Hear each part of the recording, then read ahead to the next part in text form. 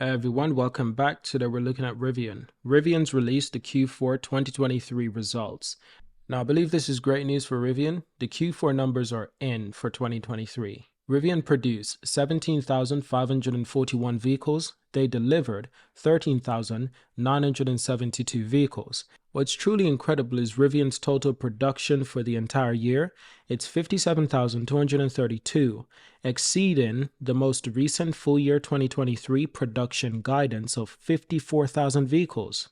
Huge congratulations to Rivian for completing the production of 57,232 vehicles and delivering over 50,000 vehicles. The company also announced that on February 21st, after market close, it will release its fourth quarter 2023 financial results. Thankfully, by next month, we'll be getting the full details of Rivian's financial results. Now, the key thing to keep in mind, I view this as a positive. In my opinion, it is a positive. This is really good from Rivian, but I don't think the general media is appreciating Rivian as they should. Let's take a look. CNBC said Rivian stock fell 10% on declining fourth quarter EV deliveries. It's not just Rivian. There's other companies who also had a huge dip today, including Apple. And there's reasons for Apple having a dip. Apparently, Barclays have adjusted their ratings, and that seemed to have affected the Apple stock quite a bit. So without doubt, Rivian shares, the price have fallen, but I don't always see that as a bad thing, because if the price are down, I'm getting a discount on any future shares that I buy of Rivian. So I never really see that as a bad thing. So I suppose you could just say, yeah, CNBC, they're just doing their job. I get it. Fair enough. But why not focus on the positive that Rivian has accomplished this year? They've accomplished some really incredible things. You got to realize that last year they delivered 20,000 vehicles. They're delivering over 50,000 this year. That's incredible in its own self. That deserves a round of applause. It's going to be really fascinating to see how many vehicles Rivian can deliver this year in 2024.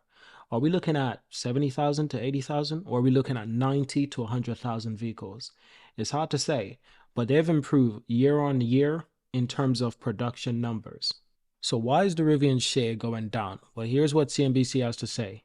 The electric vehicle company said it's delivered 13,972 vehicles from October to December. That's down 10.2% from its third quarter of 2023, but in line with Wall Street expectations. Analysts surveyed by FactSet has expected Rivian to deliver about 14,000 vehicles during the quarter. It's off by literally 28 vehicles. You can give them a break. The Rivian stock closed at $21.10 per share. That's today on Tuesday, down 10.1%. The stock overall increased to around 27% last year. CNBC also added Tesla's expectations in terms of their deliveries. Tesla on Tuesday said they delivered 484,000 vehicles. This is compared with the expectation of 477,000 vehicles, according to consensus of estimated compiled by Street Account as of December 28th. Looking back at Rivian throughout the year, one huge takeaway that is a positive for Rivian going into 2024 and further into 2025, the delivery vans are no longer exclusive to Amazon. They can now be purchased by other companies. AT&T has already taken this as an invitation to contact Rivian and talk about a deal, a partnership. So AT&T could well be the next customer of Rivian for the delivery vans. And I could well see this expanding into other areas for other companies. Another one of my favorite takeaway from 2023 was Rivian and Postar teaming up on reports for a greener future. This is really cool because these are some of my two favorite companies in the electric vehicle space. And see them teaming up on something that they're both familiar with in an area that they're both familiar was really good to see. Postar and Rivian have collaborated on pathway reports which conclude that the automotive industry is set to overshoot the IPCC 1.5 degree path by at least 75% by 2050. The two pioneering EV makers initiated the report in response to climate crisis. The report, which uses existing open-source data to model current trajectory for emissions stemming from the car industry, which was carried out global management consulting firm Kearney. Passenger vehicle currently accounts for 13% of all greenhouse gases emissions globally. The IPCC has stated that all GHG emissions need to be reduced by 43% by 2030, and the reports make it clear that automotive industry is far off track, and alarmingly, will have to spend its full CO2 budget already by 2030 without urgent action. So it's really good to see that Rivian and both Polestar can actively participate in this and take action. This is good because Polestar is all about being a green company.